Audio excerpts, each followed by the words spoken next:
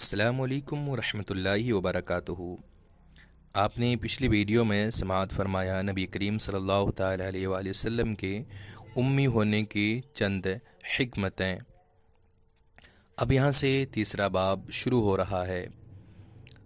اب اس ویڈیو میں اعلان نبوت سے پہلے کے کارنامے کو ملاحظہ فرمائیں۔ سب سے پہلے جنگ فجار کے بارے میں سماعت فرما لیجیے۔ اسلام سے پہلے عربوں میں لڑائیوں کا ایک طویل سلسلہ جاری تھا۔ انہی لڑائیوں میں سے ایک مشہور لڑائی جنگ فجار کے نام سے مشہور ہے۔ عرب کے لوگ ذی القعدہ، ذی الحجہ، محرم اور رجب ان 4 مہینوں کا بے حد احترام کرتے تھے اور ان مہینوں میں لڑائیاں کرنے کو گناہ جانتے تھے۔ یہاں تک کہ عام طور پر ان مہینوں میں لوگ تلواروں کو نیام میں رکھ دیتے اور نیزوں کی برچھیاں اتار لیتے تھے، مگر اس کے باوجود کبھی کبھی کچھ ایسے ہنگامی حالات درپیش ہو گئے کہ مجبوراً ان مہینوں میں لڑائیاں کرنی پڑی، تو ان لڑائیوں کو اہل عرب حروب فجار یعنی گناہ کی لڑائیاں کہتے تھے۔ سب سے آخری جنگ فجار جو قریش اور قیس کے قبیلوں کے درمیان ہوئی، اس وقت حضور صلی اللہ تعالیٰ علیہ وآلہ وسلم کی عمر شریف 20 برس کی تھی۔ چونکہ قریش اس جنگ میں حق پر تھے، اس لیے ابو طالب وغیرہ اپنے چچاؤں کے ساتھ آپ نے بھی اس جنگ میں شرکت فرمائی، مگر کسی پر ہتھیار نہیں اٹھایا، صرف اتنا ہی کیا کہ اپنے چچاؤں کو تیر اٹھا کر دیتے رہے۔ اس لڑائی میں پہلے قیس پھر قریش غالب آئے اور آخرکار صلح پر اس لڑائی کا خاتمہ ہو گیا۔ روز روز کی لڑائیوں سے عرب کے سینکڑوں گھرانے برباد ہو گئے تھے۔ ہر طرف بدامنی اور آئے دن کی لوٹ مار سے ملک کا امن و امان غارت ہو چکا تھا۔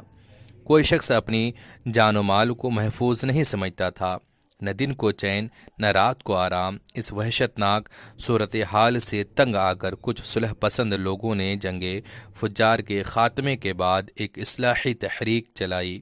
چنانچہ بنو ہاشم، بنو زہرہ، بنو اسد وغیرہ قبائل قریش کے بڑے بڑے سرداران عبداللہ بن جدعان کے مکان پر جمع ہوئے اور حضور صلی اللہ تعالیٰ علیہ وآلہ وسلم کے چچا زبیر بن عبد المطلب نے یہ تجویز پیش کی کہ موجودہ حالات کو سدھارنے کے لیے کوئی معاہدہ کرنا چاہیے۔ چنانچہ خاندان قریش کے سرداروں نے بقائے باہم کے اصول پر جیو اور جینے دو کی قسم کا ایک معاہدہ کیا اور حلف اٹھا کر عہد کیا کہ ہم لوگ ملک سے بے امنی دور کریں گے، مسافروں کی حفاظت کریں گے، غریبوں کی امداد کرتے رہیں گے، مظلوم کی حمایت کریں گے، کسی ظالم یا غاصب کو مکہ میں رہنے نہیں دیں گے۔ اس معاہدے میں حضور اقدس صلی اللہ تعالیٰ علیہ وآلہ وسلم بھی شریک ہوئے اور آپ کو یہ معاہدہ اس قدر عزیز تھا کہ اعلان نبوت کے بعد آپ فرمایا کرتے تھے کہ اس معاہدے سے مجھے اتنی خوشی ہوئی کہ اگر اس معاہدے کے بدلے کوئی مجھے سرخ رنگ کے اونٹ بھی دیتا تو مجھے اتنی خوشی نہیں ہوتی۔ اور آج اسلام میں بھی اگر کوئی مظلوم آلے حلف الفضول کہہ کر مجھے مدد کے لیے پکارے تو میں اس کی مدد کے لیے تیار ہوں۔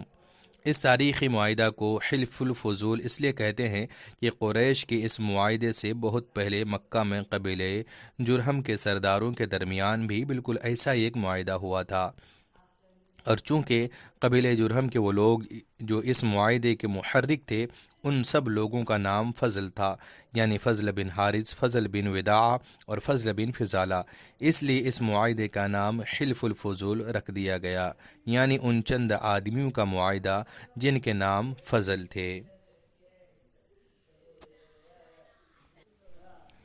جب آپ کی عمر شریف تقریباً 25 سال کی ہوئی تو آپ کی امانت و صداقت کا چرچا دور دور تک پہنچ چکا تھا۔ حضرت خدیجہ رضی اللہ تعالی عنہا مکہ کی ایک بہت ہی مالدار عورت تھی۔ ان کے شوہر کا انتقال ہو چکا تھا۔ ان کو ضرورت تھی کہ کوئی امانت دار آدمی مل جائے تو اس کے ساتھ اپنی تجارت کا مال و سامان ملک شام بھیجیں۔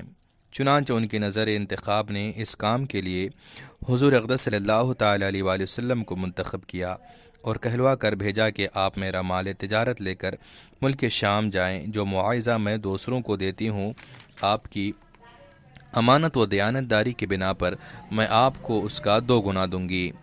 حضور اقدس صلی اللہ تعالیٰ علیہ وآلہ وسلم نے ان کی درخواست منظور فرما لی اور تجارت کا مال و سامان لے کر ملک شام کو روانہ ہو گئے۔